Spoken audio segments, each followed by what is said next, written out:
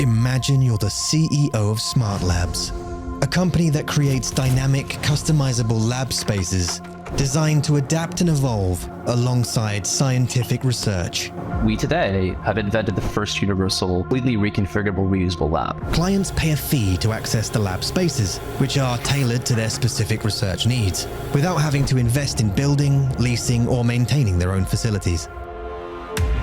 In the beginning, you believe that providing a wide variety of laboratories could cater to the ever-changing needs of the scientific community. You even built labs like Legos, easily assembling and disassembling them in order to offer endless possibilities. But as time went on, you faced mounting challenges. We found out about 18 months later that the assumptions and premise of our business model didn't make sense. How could you anticipate the specific needs of various research projects in advance? How could you ensure that your labs were always ready and equipped for the rapidly evolving world of scientific research? Furthermore, how could you convince a risk-averse industry to trust in your innovative solutions? Our business would get to a break-even point of revenue, and we would never be able to fill our capacity past that break-even point.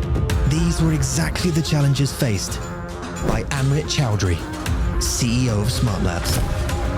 This is The Lab. Well, welcome to Top CEO. I'm chatting with Amrit Chowdhury. I'm CEO of Smart Labs. And Amrit, you have a novel approach that impacts the biopharma industry. But talk about, to start off with, a pivotal moment in the history of your company and how that changed the way you thought about your business. So when my co-founders and I built the business in 2015, we found out about 18 months later that the assumptions and premise of our business model didn't make sense. And so the original business we went to go and build, raising capital and launching a massive, very public business, it turns out structural and functional issues that we hadn't predicted or hadn't realized that would prevent the entire business model from moving forward. So we had to think on our feet and then do what scientists and engineers do, which is analyze and understand what was the root cause of the problem and why our business wasn't going to be able to work and what the actual problem was for the industry. And that actually ended up restructuring and relaunching our business in a completely different direction. So take us through, to start off with, what was the initial premise that you built this business on, you raised money against, you have people saying, you're going to disrupt this industry, and then what was the obstacle that suddenly you realized that would prevent that from working? Yeah, so maybe to help with that, I'm going to give you a backdrop of where the industry was when we started the business. Okay. So, my co-founders and I came from the biopharma industry, working in industry on everything from drug development to tools development to bioinformatics platforms.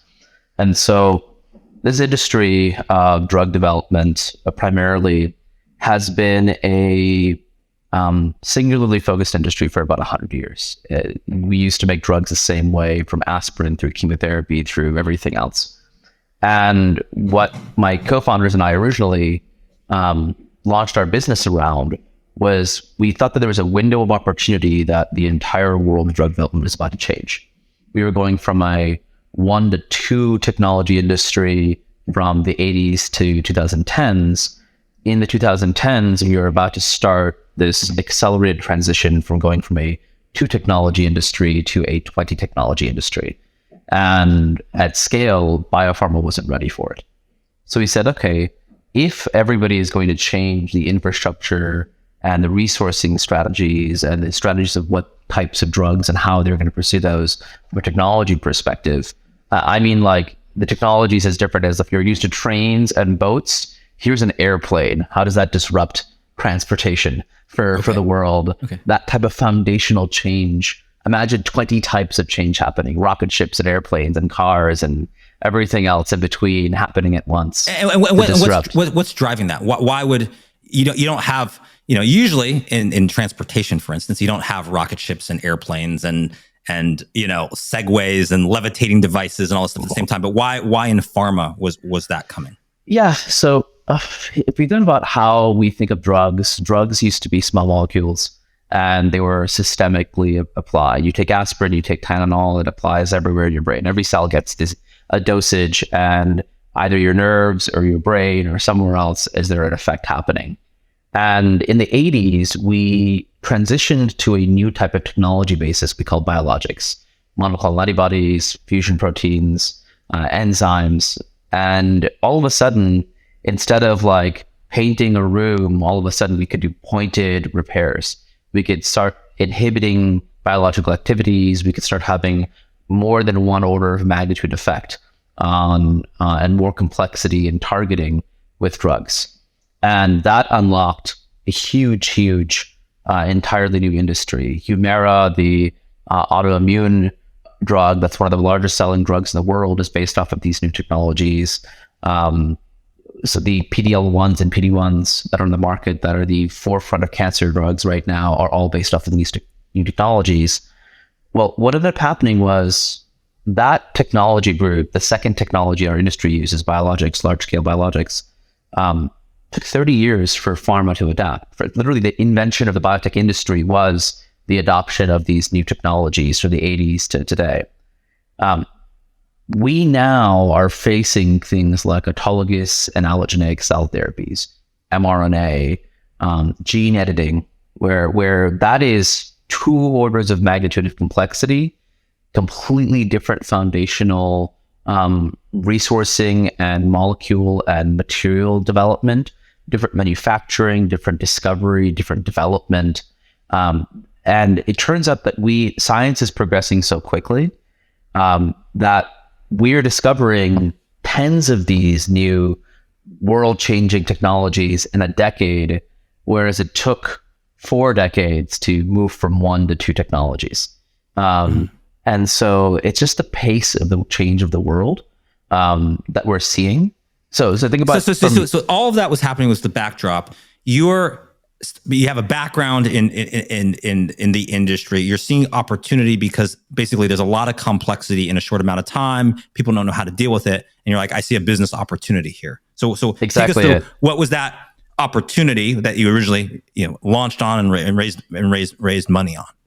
So as you look at the fact that all of the process of developing a drug is about to change, from the ideation through how you get a phase 3 drug approved, and the workflows, the equipment, the people, the types of facilities, the types of operations, the types of regulations are all being invented simultaneously. We realized that the industry was about to go through another cycle of reconfiguring how it works. And at the time, we thought, hey, wouldn't it be great if we took a trend that happened pretty much in every other global industry that had yet to happen in biopharma, of this concept of fractional access? How do you do the AWS data center model for pharmaceutical research? How do you transition that same, if you think about it, fractional access to infrastructure and operations happens in every other industry. We don't buy planes and fly them. We go onto an airline. We go use Uber to get around. We go to AWS or a managed data center environment to go and serve instead of having to build server farms anymore. You don't have to. It's more efficient for you to be a subscription-based biopharma company and why build all the infrastructure that you would have to do in the same way that ideally it would be like a utility, in the same way that Amazon Web Services, which you alluded to, you can just turn it on, turn it off, get what you need. Someone else handles the complexities. You thought, like, let's just make this infrastructure exist. Billions of dollars per drug. Yeah. Like literally billions of dollars per drug is what you're spending to go and do that. So we're spending like hundreds and hundreds of billions of dollars on equipping, not with high utilization or high efficacy, just because it's been done this way, the resources and infrastructure for the industry. And so we said, great, let's go figure out a way of building the Amazon Web Services for drug development. And that was the initial idea behind the business. Okay, so you did that. You were excited, and what was the response as you went to investors? Did people get it right away? You have a pretty good analogy there to sort of say, hey, it's in these other industries. Did people get it? Or was it difficult? Was it challenging? It might be more complex than other infrastructures you have to build. we had to simplify this in a very different way. We had to present the opportunity from a lens of, hey, look, this isn't about, if I go and tell you that I'm going to go and take Pfizer's 9 million square feet of laboratories and suddenly they're going to use my platform instead of their own internal platforms, you'd be laughed out of the room. And so you couldn't, that wasn't the opportunity space. Our opportunity space, the way we presented it was, hey, look, Pfizer is about to start investing more and more heavily in other companies that they eventually want to partner with or acquire to develop drugs, because the number of drugs that need to be developed and explored is so varied, hundreds and hundreds of them, that Pfizer with a $10 billion budget isn't going to be able to explore all those areas. They have their own internal projects they're working on that are already in mid-flight. They're going to start making external investments in startups and mid-sized companies as partnerships and out-licensing for those. Now, for those companies that aren't historic, don't have 10 million square feet of infrastructure, they're having to make a buy versus build decision constantly around the infrastructure and tools to develop these next generation of therapies. Well, let's now give them a third option. Let's do buy, build, or subscribe to that infrastructure. And because they don't have the historic infrastructure in place, I'm not trying to make somebody change behavior from something they've already invested into. They're going to have to invest one way or the other into new infrastructure. The question is the new model more cost, time, or functionally effective compared to them going and building a building or leasing some shell space and building out labs and running labs and all of the complexity to do that.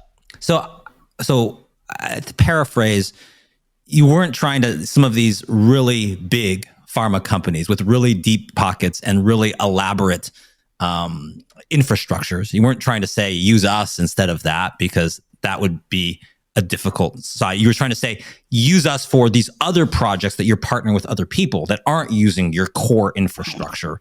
We can be more efficient in deploying that. And it's changing because there's more startup companies, there's more innovations, there's more early stage things where Pfizer doesn't have to develop everything from scratch. They might let someone develop it, get it far along, and then partner or buy them. And you're going to target exactly. Multi-billion-dollar acquisitions happening every year, right?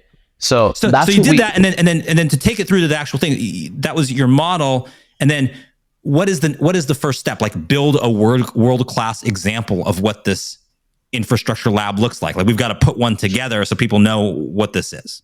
So when we built the business, we had a very unique opportunity space. And for the record, we thought eventually larger companies would do this, but it would have to be de-risked by the startups and mid-sized companies at scale over time for larger organizations to even consider doing it this way. Okay, so the idea was of fear, uncertainty, and doubt. Exactly. They're risk averse. They just want to, this works for us. We want to do it. We don't want to risk going to a startup that, might not be able to do it, pull it off, go under something else. Let's let a bunch of people that aren't so risk averse do it first. And then maybe you can, like kind of classic good to great model, right? Kind of then move up the chain and get higher parts of the chain. Yeah. That's exactly it. And so we then, to launch the company, did three things. We partnered with, at the time, the number one biopharma outsourcing, what we called contract research organization in the world, called Charles River Labs. And we developed a program and project and decided to go and jointly open a program that they were going to run in the same area, a program that we were going to partner with that wrapped around their program for scientific programs, and be able to utilize that relationship to give us some instant credibility and some really deep partnership with the organization that everybody already used. Let me give you some context. 60% of clinical trials, to get into a clinical trial, we call it IND enabling applications, go through this organization.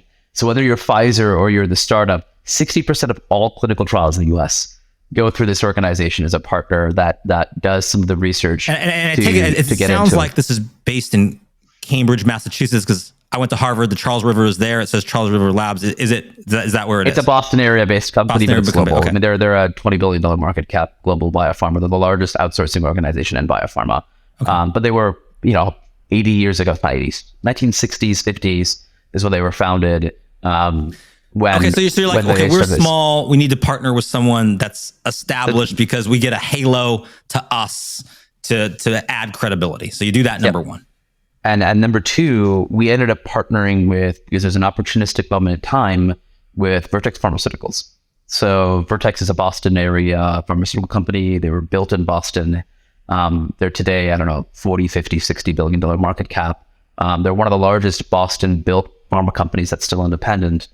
And they were in a unique moment of time where they were moving from Kendall Square, Cambridge, where the heart of biotech is, where they had just in the last 5 or 6 years launched their new global headquarters of research, to their new global headquarters of research in the Boston Seaport that was, 10x the size. So they were getting into a 1.2 million square foot new centralized headquarters of research. And they were taking, I think 5 or 6 different sites they had in Cambridge and effectively aggregating. So they're having physical infrastructure of great scale coming online. You're like, hey, maybe we partner with them and use a portion of their space or something like that. So we used the space they were exiting. So they had already built. They're exiting. We've got this other built space. You can have the fancy space. We'll take your other space. That's just fine for us. Believe it or not, the space they were exiting was quite fancy. Okay. So you're going to the fancier space. We'll take your fancy space. Exactly. Good. Exactly. I mean, the environment we were inheriting was in the top 5% of spend in pharmaceutical environments. I mean, really, really heavy infrastructure, 5 years old, on a 20-year useful life. And so, so there's number two. So one, you made the kind of the partnership. Two, you found the space because a bigger player was exiting something they had. And then what was three? And then it's capitalizing the business. So we needed a certain amount of capital. We did just shy of $9 million of capitalization initially, which to just give you some context, if we didn't walk into a relationship with Charles River, and if we hadn't walked into a fully built out environment, to test this business model out would have cost us close to $100 million, not 10. To give you some context of how lucky we were and opportunistic we were, and being able to go and perform this. I mean, the labs we're talking about 125,000 square feet of labs that cost $2,000 a square foot to build. Right. So it's and that's the challenge investment with infrastructure businesses. I mean, and especially technology-based ones. The reason it's Amazon Web Services and not startup web services is that Amazon had to invest a heck of a lot to build out the infrastructure needed to support all of Amazon's commerce. And so it takes a lot of money. So you're like, hey, classic startup entrepreneur trick is OPM, which is other people's money. Okay. Yep. And so we were very lucky. We launched the business. We were coming from industry. We had relationships there. And we drummed up a lot of interest from the startup community, from the venture community, from existing businesses. And Kendall Square in Boston and Cambridge specifically is the epicenter of biotech for the world. Truly, it's the number one place, the most dense environment for research and development in the world happening. So you couldn't have picked a better location to found the business. And what we found is that our business would get to a break-even point of revenue, and we would never be able to fill our capacity past that break-even point. And we were scratching our heads. We were like, what's going on? Why are we losing business? We can get to this point, we're stable, but we're not ever going to be able to make profit. And we tried 20, 30 different things to figure out how to, maybe it's awareness, maybe it's marketing, maybe it's our sales process. And we went through so many different issues. We're trying to figure out what the root cause of it was the revenue challenge, right? It's, we were doing just well enough that we were alive, but we weren't making any money. So it wasn't investable. It wasn't growable. You couldn't scale that business model, but we weren't dead as a company. We could have just fallen flat in our face, lost all of our money and not made any revenue. We were lucky and unfortunate enough to be the zombie company. You're just doing well enough to survive, but not actually grow. Yeah, or I guess maybe the term, I don't know if this is accurate, but you call it ramen profitability. Profitability, if you only ate ramen noodles, then you could be... Okay. Exactly it. So we're like, okay, this isn't working, but why is it not working? Because there's no way we can go and grow this. And the building we went into, Vertex only had another 3.5 years of lease on. And so after that lease was done, there's no way that this proof of concept project basically was going to yield in the capital we would need to go and build our own massive scaled, $1 billion of infrastructure. And so this is where the pivot really happened. We were trying to capitalize on an industry pivot to open a window of time to make the industry behave differently. And in that first 18 months, we realized that we had some mechanistic problem here that we weren't accounting for. And we decided to actually look into it, like take a step back, stop worrying about sales, marketing, whatnot, and to say, what's actually happening to us, right? We're not dumb. We're very big. We have amazing people. We have really, really smart strategies. All of our clients are speaking so well about us. And even the people who are not coming into our program were like, that's a great idea. It just doesn't work for me. So why doesn't it work for you was the question we asked. What's going on there? And what we learned and the epiphany was, oh my God, I actually missed the problem. The problem space completely. So if you think about fractional access to complex infrastructure as a model that's used everywhere else, airlines, Uber, co-working space like WeWork, data centers, they're all the same basic business model, right? And in terms of you invest in infrastructure, you put an operational overlay, you sell fractional access or subscription access to that so that people don't have to build the thing and run the thing themselves, which is heavily expensive and liabilities and static nature of that. Our industry in biopharma actually had one order of magnitude more complexity and physical limitations that these other industries didn't have. And the easiest way that I could probably put that is, let's use data centers as an analogy to our business model. We're trying to build the pharmaceutical data center. At the end of the day, regardless of whether you want to put an IBM Blade server, Dell EMC server running Windows and virtualized, a different type of server based on a different hardware system running Linux or Unix, the infrastructure and the operations that you're developing and investing into are completely fungible across all of those. You swap out the servers, but you don't have to break down and rebuild the data center. The server rack is a server rack is a server rack.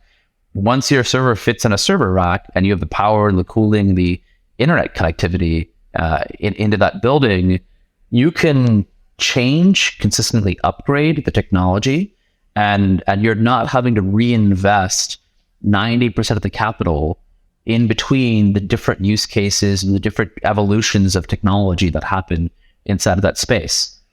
An office space, if I'm a tech company and I'm using an office space and I decide to move out, my landlord can go and sell that to an accounting firm or a marketing firm. It's not me. So the infrastructure is flexible and it's scalable by its nature. Okay. Yeah, by its nature, it's interchangeable across multiple use cases. Turns out a lab is not a lab is not a lab. If you build a heavy chemistry lab to make mRNA, that is a different type of chemistry lab than analytics. A tissue culture lab to do virology research is completely different.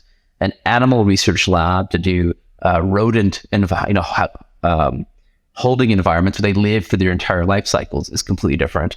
Manufacturing space is completely different. Well, and how many variations are we talking about? Because the first thing people will do is say, okay, thousands. Maybe I can build out use cases for each one.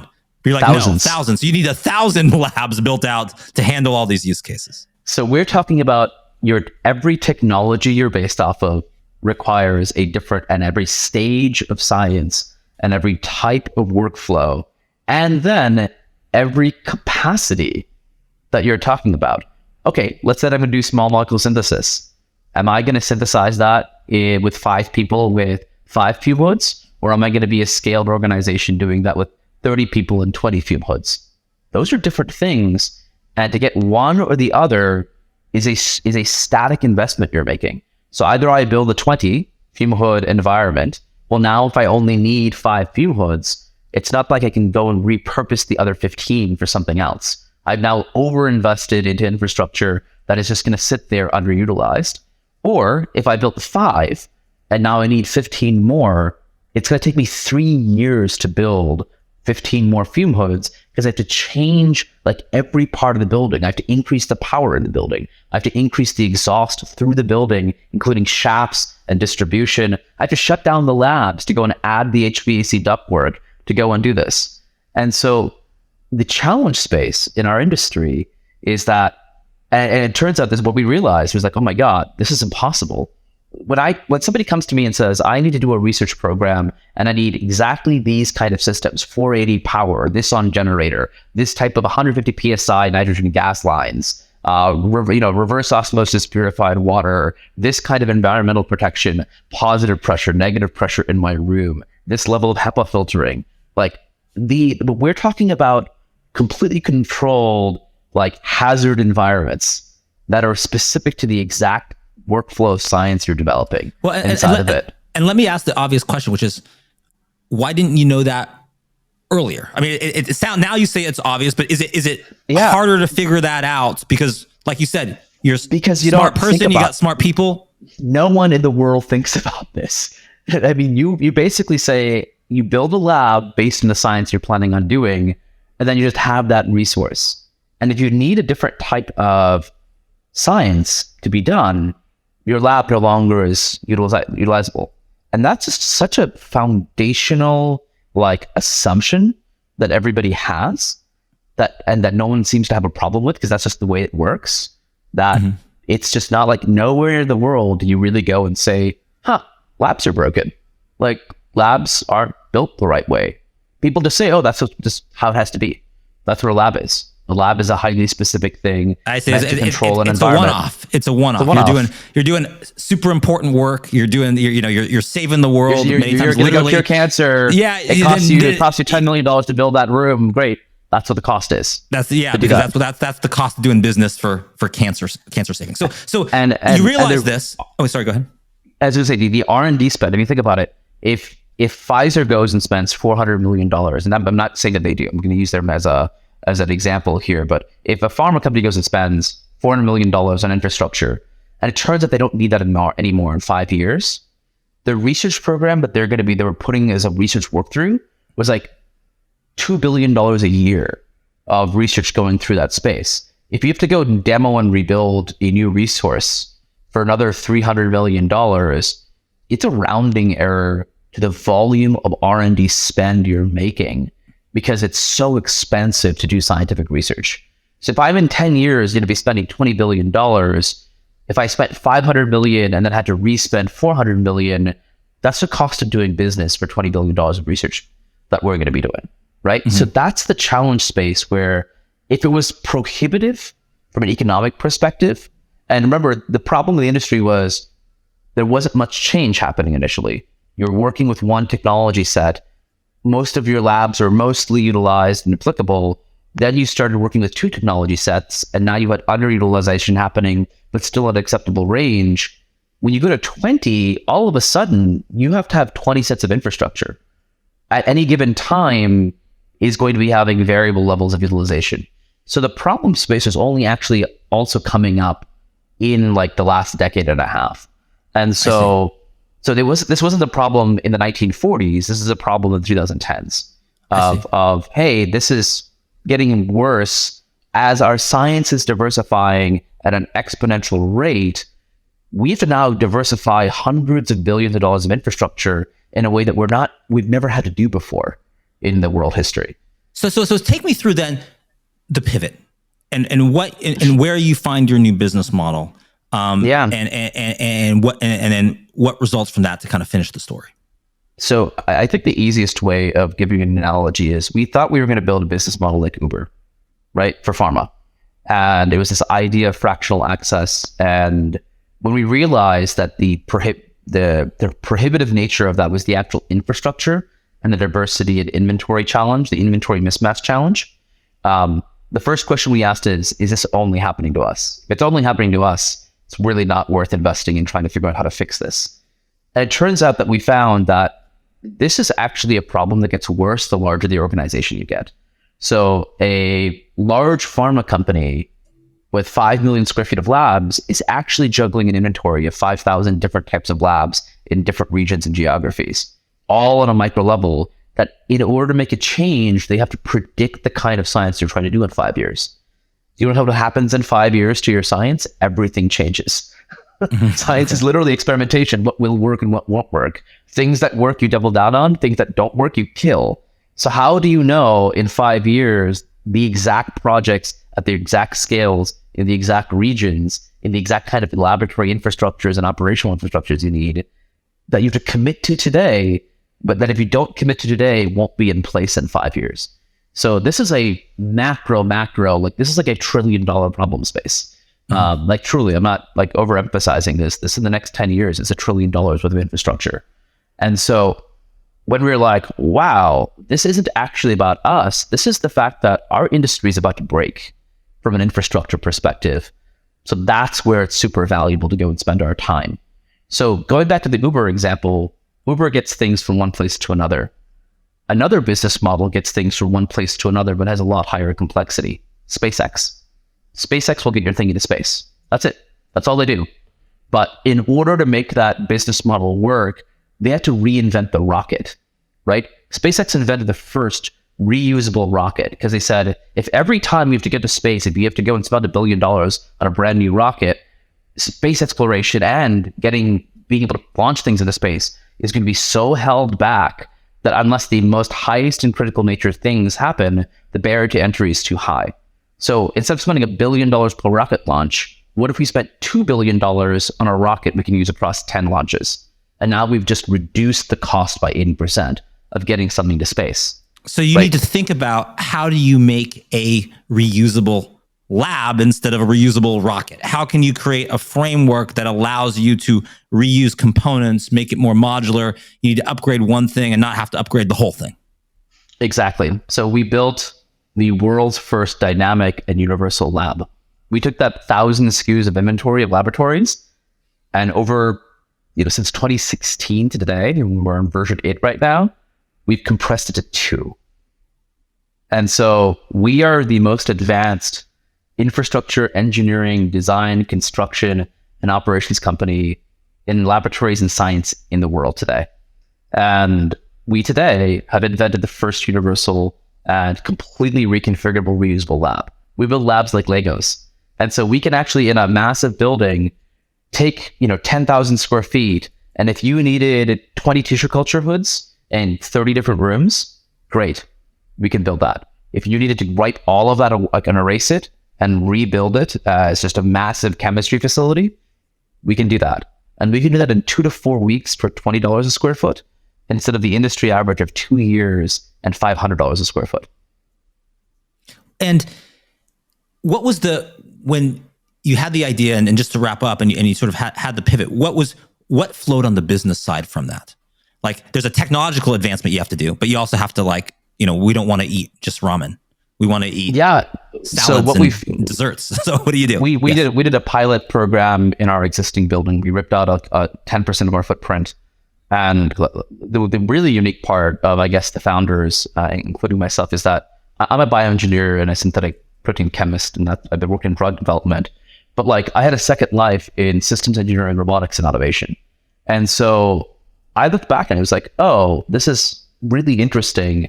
The process in which our industry develops a lab is not like the process that the automotive industry develops a car or the computer industry developed the motherboard. There's no systemization or framework being developed to be reused, or the ability to swap out components on the fly, right? Today, I can go into my computer, pop out the processor, upgrade the processor, change the RAM around, and in a day, the computer's still functional. Well, the way that our industry works today is that you have to rebuild a computer every time you want to go and make a change.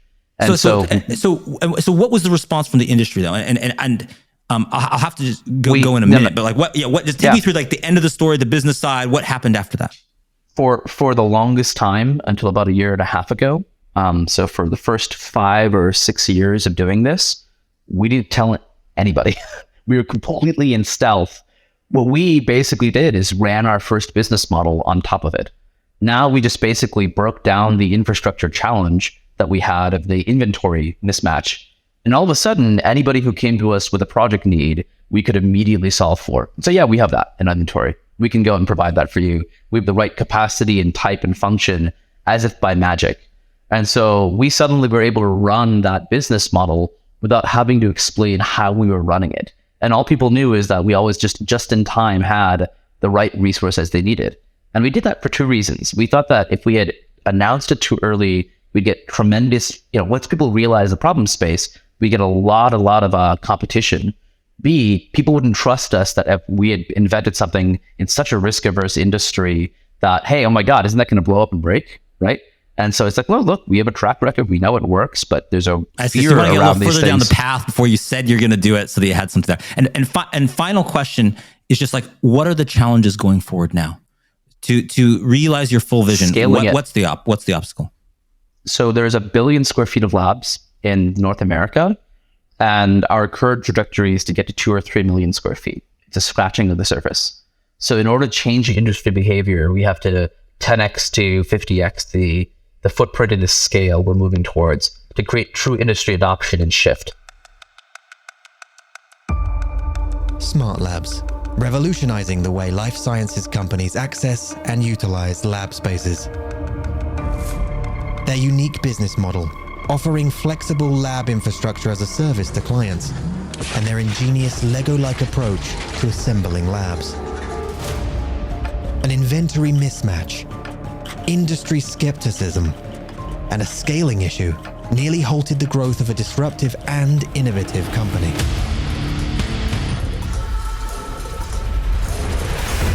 By creating a lab infrastructure that is completely reconfigurable and reusable, Smart Labs revolutionized the industry. Operating in stealth mode for several years, they built trust and a track record of success. By continuous piloting and refining their business model, they overcame obstacles much like a catalyst accelerating a chemical reaction, propelling them forward to reshape the scientific landscape.